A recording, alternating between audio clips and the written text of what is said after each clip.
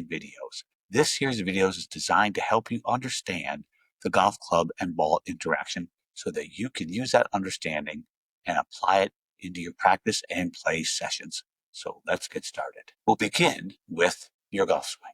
Your golf swing has a shape to it, and that shape, regardless of your club head speed, is going to be defined by two things. The club path, that's the direction relative to the target line, and the club attack angle. Attack angle also creates something called a low point. So you have the arc of your swing and where it bottoms out. This is what you really need to understand about the general shape of your swing. In the video on the right, you'll see a whole bunch of lines. No big deal, folks. The white line is TrackMan's display of the target line from the ball to the target.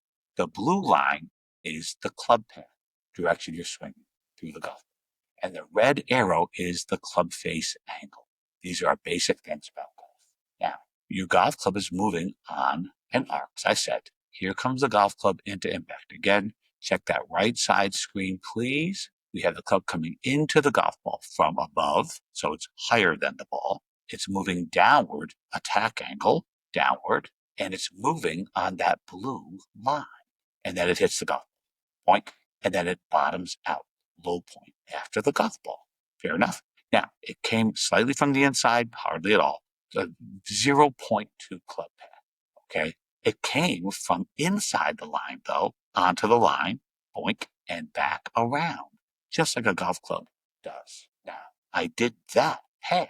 And then if you look at the left-hand side, you can also see that that path is moving downward. So it's a dead straight path, even though it's moving in a curve. Go figure. The golf club is moving from high to low into impact, and it bottoms out right about there, okay? Now, because I was swinging 4.4 degrees down, I bottomed out 3.6 inches after ball contact.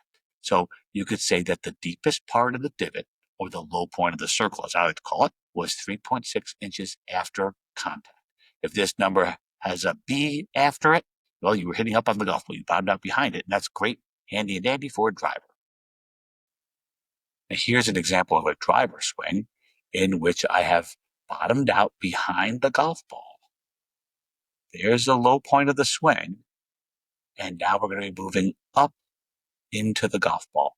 And that was a 3-degree upward attack angle, which is beautiful. By the way, if you have, and I don't, I'm almost 60. If you have a ton of club head speed, you do not have to hit up on the golf ball. You can hit one down, you're just fine. But if you don't have a lot of speed like me, you're going to want to hit more up on the golf ball. Your carry and overall distance will improve. And nonetheless, there's a club coming slightly from the inside, barely from the inside, 1 degree, bottoming out behind the golf ball right about there and moving up into the ball. That's the positive angle, low points behind. Stick with attack angle for your driver and maybe low point for anything with balls on the ground. Now, we've got that club path and attack angle. That is pretty much your swing shape. You can have a club path that is moving more from the inside. This one here is 3 degrees from the inside. This is very clever here. Watch this. I think this display is really helpful. On the right-hand side, we're coming from the inside of the golf ball out to the target line. Now, notice we don't really swing out to right field. You're coming from the inside. That's very different from swing out. Very different, folks, from my bunch of years of coaching. Inside, out to the ball, contact. There goes the golf ball. We're going to have some discussion about that.